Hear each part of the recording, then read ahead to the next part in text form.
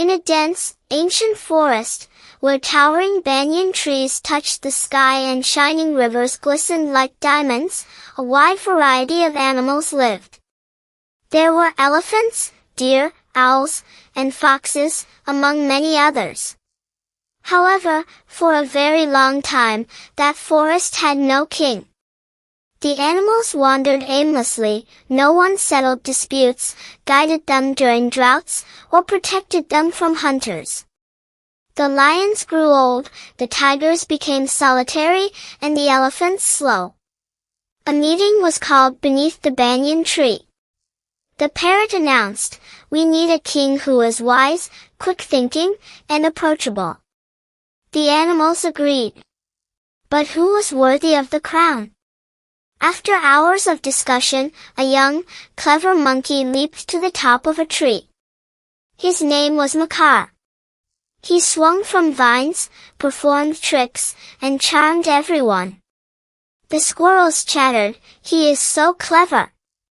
He sees everything from above." The deer agreed, and the elephants raised their trunks. The owl warned, "He is young and clever, but is he wise enough to rule?" However, the majority dismissed the owl's doubt. The parrot placed a flower garland around Makar's neck. The forest erupted in applause. But Chunchul, a fox standing at the edge, did not clap. Jealousy arose in his heart. "That foolish, dancing creature," he muttered. "I am the one who has outsmarted hunters' traps. The crown should have been mine." From that moment on, he resolved to depose the monkey. For many days, Chunchul observed Makar from a distance. The Monkey King sat on his stone throne, settling disputes between rabbits and porcupines, and advising birds on how to build nests. He was popular, but he was careless. He walked without checking any path and questioned no invitations. He was far too trusting. Chunchul wove a plan. A leader must be cautious, he thought. Even when the sun is shining brightly, he must suspect danger. One evening, near the village, he saw a glittering golden-brown piece of bread lying on the ground. But he did not rush toward it. He stopped and carefully observed his surroundings. Then, he spotted a thin wire noose half buried under the leaves. It was a hunter's trap. The fox smiled a wicked smile. "This is my weapon," he whispered. Chunchul neither ate the bread nor warned anyone. He decided to approach the king like a devoted worshipper. The next morning, he came near the king's throne and bowed deeply. "O great Makar, the gods have sent a piece of bread down from the sky. It shines like gold on the eastern path. It is a blessing for our beloved king. You alone are worthy of acquiring it."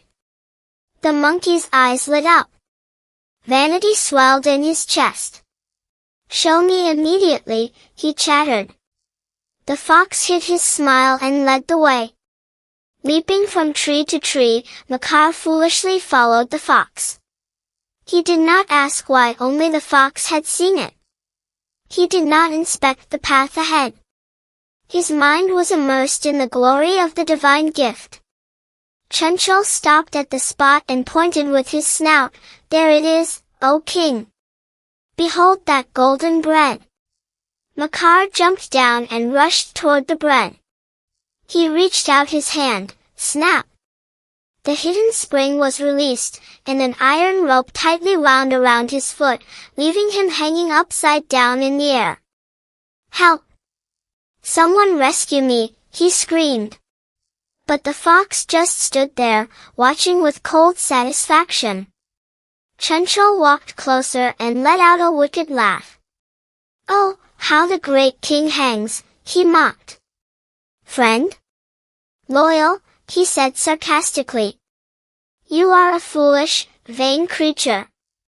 I never bowed down to you. You accepted a crown you did not deserve, and now you are hanging here, caught by street bread." Tears of shame filled Makar's eyes. He realized that sweet words and arrogance had blinded him. "Please release me," he begged. "I trusted you." The fox turned back and began to walk away. Chunchul came closer and delivered his final verdict. "If you are not wise enough to protect yourself, how can you guide and protect others? A king who cannot see the trap right before his feet will lead his entire kingdom to destruction." The monkey hung in silence. Hours later, a kind elephant released him. Makar limped back to his throne, no longer proud. He ruled with caution and humility, and never again trusted sweet words without checking for traps. The forest learned a lesson: a true king is not made by a garland, but by harsh lessons.